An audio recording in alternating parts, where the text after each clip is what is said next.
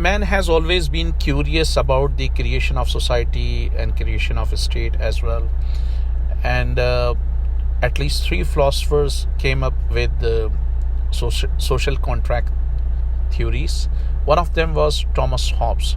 But before we understand the ideas of Thomas Hobbes, it's important to understand the circumstances, the time that he was living in. He had very long age, living over 80 years. He was very closely associated with the ruling elite of the time. And in the 16th century and the early 17th century, when he was there in his country, he could witness across Europe there was a sort of tussle between the clergy and the monarchs. And he definitely supported monarchs. He wanted dictatorship to some extent. And he seemed to witness anarchy everywhere in Europe. There used to be feudal lords who might have had tiny feudal states ruling over it. Then there was this clergy that was not ready to give up its powers, that wanted to interfere with the affairs of a state. And then there were autocratic monarchs who also loved powers and did not like the interference of the clergy. So these were the circumstances. He was sort of in a situation which appeared to be anarchy.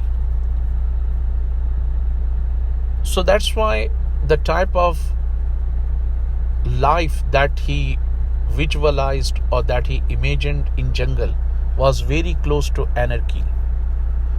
So Thomas Hobbes believed that in the life of jungle, the life was, as his famous sentence, brutish, and everyone was killing everyone, and there was no peace at all. When people were tired up of this prolonged bloodshed, they finally decided to hand over all powers into the hand of a person with the task that he would look after their security and he would enjoy impunity. Impunity in a sense that all the powers would be concentrated into his hand. If we observe this philosophy, it leads us towards absolutism. And a number of countries across the European continent witness absolute monarchy in several parts of Europe, including England, where Thomas Hobbes was born and where he, studied, and where he was also close to the ruling elite. And there are some historians who believe that he wanted to appease some princes or some members of the ruling elite, or that's why he had written that book. So this idea, political idea of Thomas Hobbes, is very close to dictatorship. And in reality, he wanted dictatorship. There are historians and political scientists who argue that, no, he did not want all powers into the hands of the monarchs, but he only wanted monarchs to look after security, and rest of the things should be in the hands of people. For instance, what type of religion they want to follow, what type of ideas they want to have, that should have nothing to do with the king or the government in a broader sense.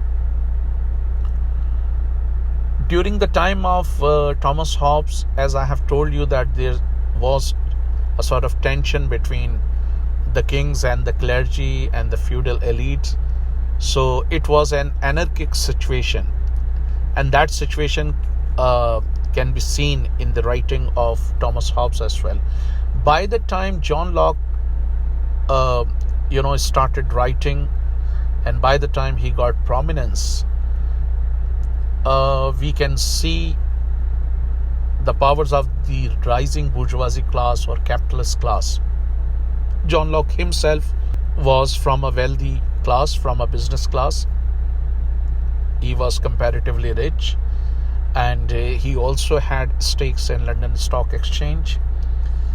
So he denied the theory he denied the assertion that in the life of jungle everybody was fighting everyone and there was no security. He said no, that was not the case. Man was happy in jungle as well, but he wanted to maximize his pleasure. He was living alone. For instance, if somebody, let's say, growing mango, he can only enjoy mango because he is living alone.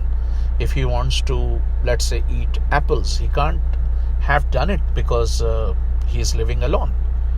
So people decided to maximize their pleasure, to maximize their joy, and in order to do that, they establish an exchange system. So if somebody who was growing apples and he wanted to eat, let's say, mangoes, he could not have done that until and unless he established a society. So this is how people established a society. And after the establishment of society, if somebody wanted to eat mangoes or apples or anything else, they can do it. They could exchange those goods, agriculture goods. And in order to supervise that exchange, they appointed some people who were from them, who were from their community, with the task that you would justly supervise this exchange system.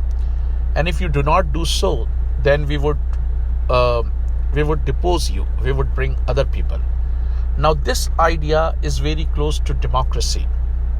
And if we closely observe 18th century, the rising bourgeoisie class or the capitalist class, it had started exerting influence. It was getting power in House of Commons to some extent as well. Its wealth was increasing. So it was giving tough time to feudal elite. It was also giving tough time to the clergy. So this reflects the rising power of the bourgeoisie class or the capitalist class. And this concept is very close to democracy. In democracy, you elect people. If they do what you want them to do, they would remain in power. If they do not perform well, if they do not serve people, they would be voted out. By the time in 18th century, late 18th century, the ugliness of capitalism had started revealing itself.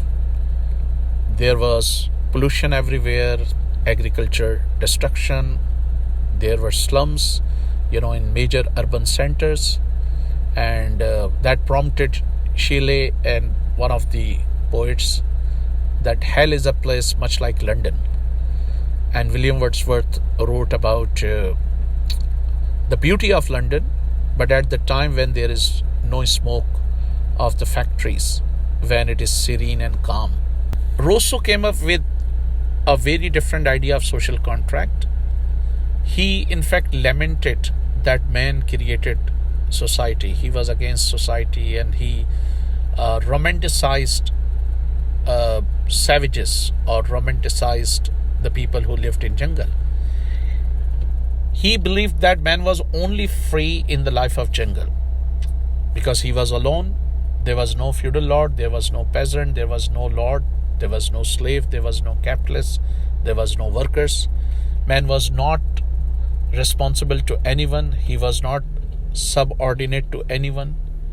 He was on his own. He was the master of his own fate. If he felt sleepy, he might sleep under a tree. If he felt hungry, he might eat any fruits that he wanted. If he wanted to shout, he could have done that. If he wanted to dance, he could have done that. Naturally, if you dance now or shout now, your neighbor would give a call to police and they would come and arrest you. So he bemoaned the fact that man established society, and he thought that the moment he established society, he dug his own grave. He put a restraint on his freedom by establishing society. So he believed that man was free in absolute sense in jungle's life.